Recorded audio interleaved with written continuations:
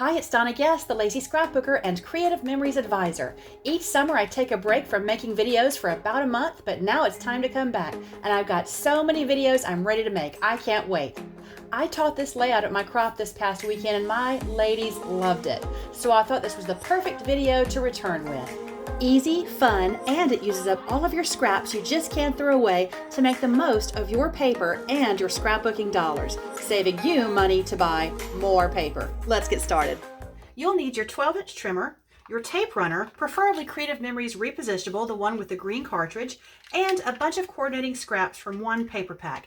I'm using the very popular Capri Blue from the Vivid Melodies collection. Typically, I like to scrapbook directly on the scrapbook page, but because of how we'll be trimming this one later, it's going to be easier to use two white pieces of paper or cardstock. First, I'm going to sort out my different scraps and make sure I have enough. I've got a lot of leftover squares. They are 2 by 2, and that's what we'll be using. That's the perfect size. Anything smaller than that would be too much work, but these are small enough so you can still use lots of the beautiful patterns on your paper. I can see that I don't have enough scraps for this layout. It typically takes about 40 of these 2-inch squares to do a full 2-page spread. So using the trimmer, I'm going to cut some more of these from my other scraps. It seems that I'm, of course, always cutting up here, and so this section of my trimmer mat gets really worn really fast. So to preserve the life of that and let it last longer, when I'm cutting little things like this, sometimes I'll just move it down to the bottom. And that way I'm using up this portion of the mat that really doesn't get a lot of use.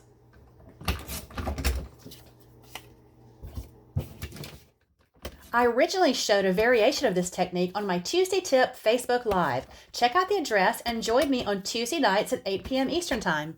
So I've sorted my scraps and I think I have enough here. I'm going to hold off cutting more because I can always do that if I need them. So I've sorted them based on the design. Now this one has patterns on both sides I like, but because this pattern, as you can see here, in some places is fantastic and in other 2-inch squares there's not much there. I'm going to sort these based on that cool other side, what I like there. These look good. So I'm just going to use the ones that I like best, that have the most color, and if I don't like them, I'm going to flip them over and use this side. What's up, Nicholas? Okay, so I'm ready. Some of the scraps are out of the camera because I want to use most of the space so that you can see my pages. So to start, pick 2 that you really like. Pick these, and that's going to be the center. And we're going to center these, and first we're going to cut them in half diagonally. So that's an easy cut. Just line that up on your cutting line, and if you need to, use your sight line right here to make sure you go through both corners. And if you don't know what I'm talking about with a sight line, check out my video in the top right corner, the 20 best things about your Creative Memories trimmer. All right, so I'll do the other one here.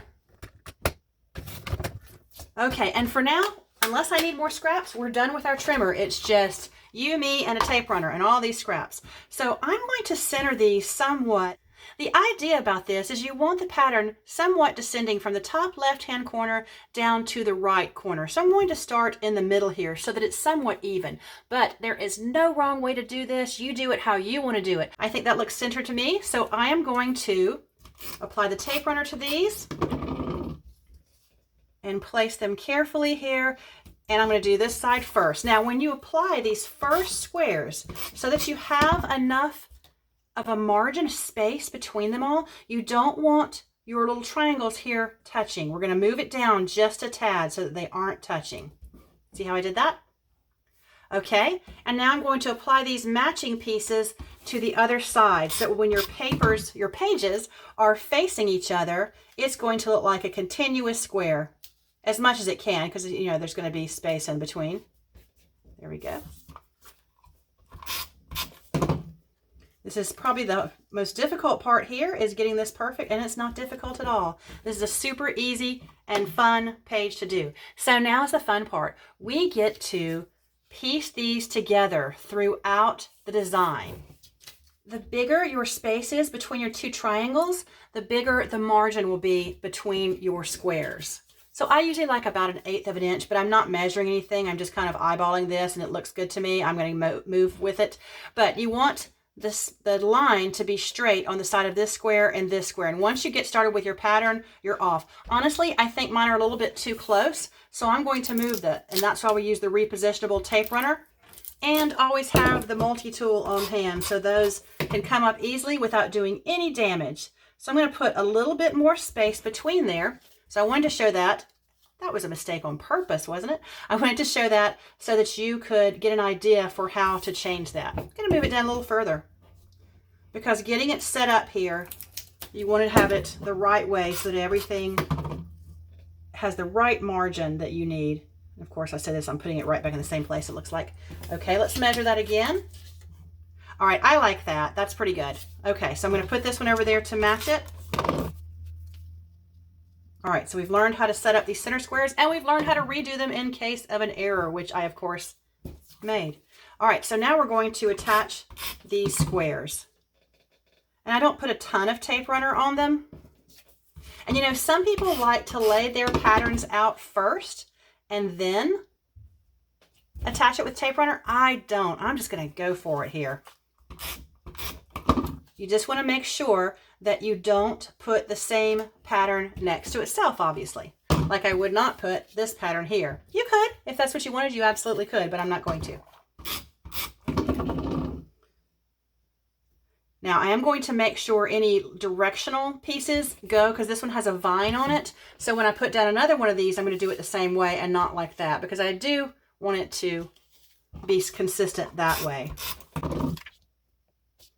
I'm going to put this one right here. It has a lot of white in it, and if it's on the edge of my design, it doesn't show up quite as well. Now, this looks very geometric right now, but the idea is to not make it too perfect. So when you start this, you're starting in the middle, and you're going to work your way out to these edges. So I'm going to keep going, but I'm going to concentrate on not making it too perfect. And if you want to go ahead and, you know, kind of put yours down before you tape it and just like the way it looks, that is totally cool. But you know, I am a lazy scrapbooker and I want to get it done quickly. That is my goal, is to always have fast pages. And I certainly want to teach you to do the same and inspire you to do the same. And again, I'm not measuring anything because that would take a long time, and I don't want to take a long time on each page. This is going to look good, I promise.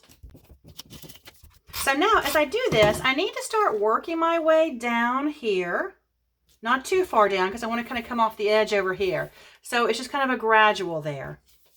Ooh, let me use this piece. This is a beautiful piece. I may want to cut more of those. The Vivid Melodies collection is so gorgeous. Each pack has one of these beautiful pieces with different flowers based on the color. And I'm not good at identifying the flowers though. Okay, I'm going to keep going all the way up into this corner here. And I'm still not done. But I want to show you what to do when you get there. That's not a square. I can look at that and tell. Whoops.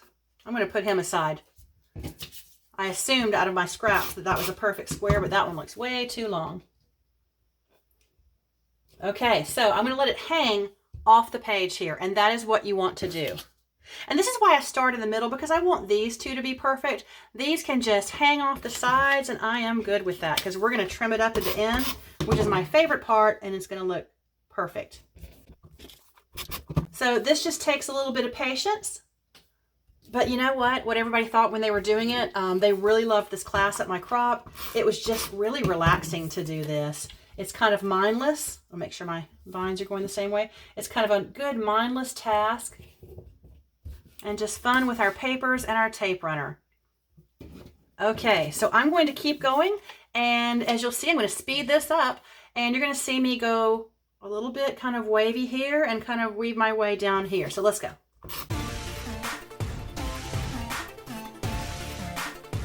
If you're enjoying this video, be sure to hit like so it makes it to more people. And be sure to hit subscribe so that you see all future videos. Okay, I think I'm done. I'm pretty happy with this pattern. So now is for my favorite part. I'll get our trimmer back out and we're going to flip this over and line it up at our cutting line here. And then we get to trim off the excess. Oh my gosh, it is so satisfying to do that. And then we're going to turn it and we're going to do the other corner. What fun. Okay, I'm going to wait for the reveal. We're going to do this side over here. You only have to trim 2 sides. When you get, oops, I should have flipped that over. It doesn't really matter though. It's just easier when you flip it over. Easier to get it right. Okay, let's see how this looks. I love it. So what do you think? There we go. I'm going to stop right there. You can use as few or as many of these squares as you want. It's totally up to you, your personal preference. I lean towards using more because I want more color to show. I have a lot of white space here and here, which is perfect for a title or journaling. And then my pictures are going to cover up a lot of this, but you're going to see the colors coming through. Now I'm going to make some photo mats using a complementary color, and Creative Memories recommends light blue for this Capri Blue paper pack. I don't usually mat every photo, but because these patterns make a pretty busy page, I think it will help the photos stand out. So I like a 1/8 inch mat around my photos. I know all my photos are 4 inches on one end, so I'm going to just cut this 12-inch piece of paper at 4 1/4 to give an 1/8 inch on each side. I'm going to do that one more time. And let's see how many photos I can get matted because I have cut the links quite differently. I'm going to use one of my favorite subjects that's always ready for a scrapbook page, and that is Sweet Nicholas. Now, I like using him for my demos because I can use any layout and any paper for him.